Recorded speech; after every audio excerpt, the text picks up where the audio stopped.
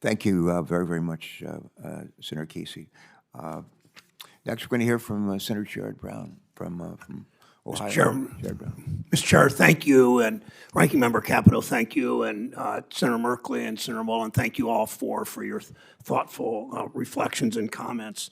I want to recognize Ohioans this morning, Ann Vogel with the Ohio EPA, who has been on site many times, including, I believe, every time I've been there, and the residents of East Palestine who made the trip, mothers who talked about what this means to their family. They represent Ohioans in this tight-knit town in Columbiana County, which once made 80% of the ceramics in this country, tableware. They produced 80% for the whole country in this community. They've seen their jobs move overseas where companies pay workers less. That's been the story of far too many places in our states. It's the kind of community that's so often forgotten or exploited by corporate America. Now these Ohioans are worried about whether their water is safe to drink, the air is safe to breathe, whether their kids will get sick, whether their crops are contaminated, whether they'll still be able to do business and attract investment to the community. Like Senator Vance, in my visits to East Palestine, I've talked with residents, Mayor Conway, Fire Chief Drabick, business owners, parents. I've heard their fears for what this means for their town and fears for the future. All because a big corporation, Norfolk Southern, chose to invest much of its massive profits in making its executives and shareholders wealthy at the expense of Ohio communities along its rail tracks. East Palestine, Steubenville, Sandusky, and just a week ago, Springfield. The company followed the Wall Street business model. Boost profits by cutting costs at all costs. The consequences for places like East Palestine be damned. In 10 years, Norfolk Southern eliminated 38% of its workforce.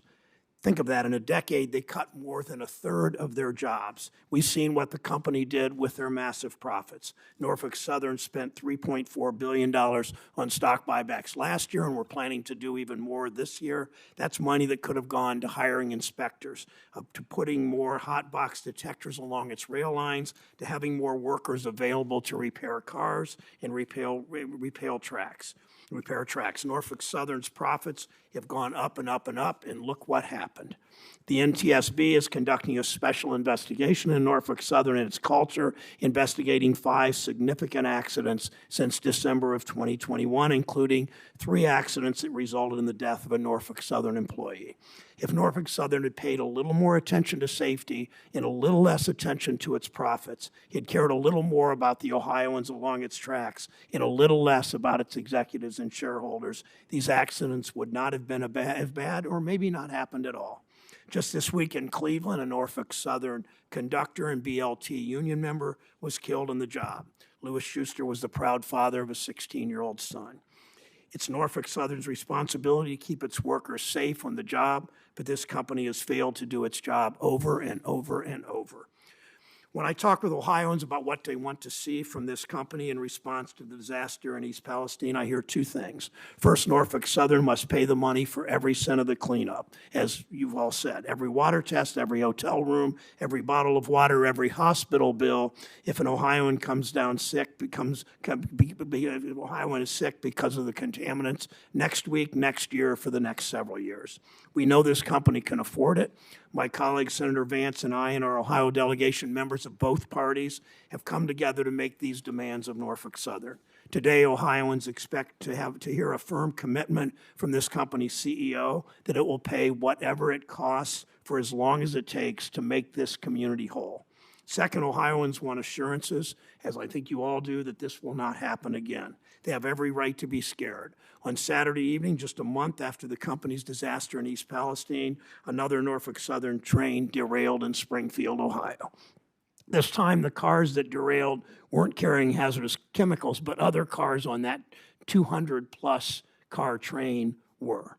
The only thing that saved Ohioans from another disaster was luck, but we need more than that. That's why Senator Vance and I have come together to introduce our Bipartisan Railway Safety Act to make trains safer as they go through community after community. It shouldn't take a train derailment for elected officials to put partisanship aside and work together for the people whom we serve, not corporations like Norfolk Southern. Lobbyists for the rail companies have spent years fighting every effort to strengthen rules to make our trains and our rail lines safer. Now Ohioans are paying the price. If this company is serious in its commitment to preventing more East Palestines in Ohio and across the country, I hope today that Mr. Shaw, as Senator Casey said so emphatically, I hope today Mr. Shaw will endorse our common sense bipartisan plan.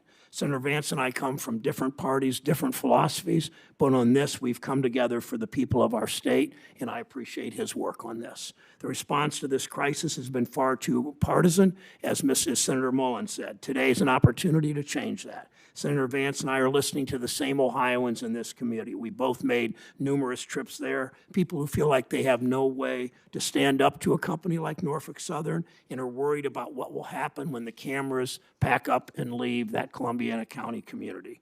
These communities have been abandoned too many times before. My job, our job, is to hear their voice and to demand corporate accountability to bring this town back to the vibrant community we know that it can be again. Thank you, Mr. Chair.